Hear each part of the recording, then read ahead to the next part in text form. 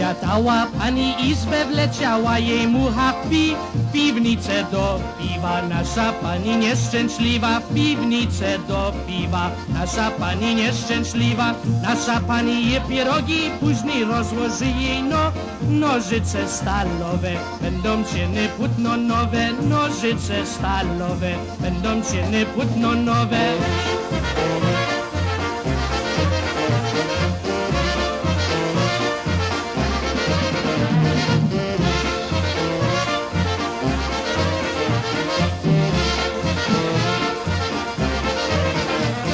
Nasza pani je pożyczki, potem daje chłopcom piweczka czerwonego, z baryłeczki toczonego, piweczka czerwonego, z baryłeczki toczonego. Nasza pani kupi zupę, potem daje chłopu $2 zielonego. Zupę kupiła od niego, $2 zielonego, zupę kupiła od niego.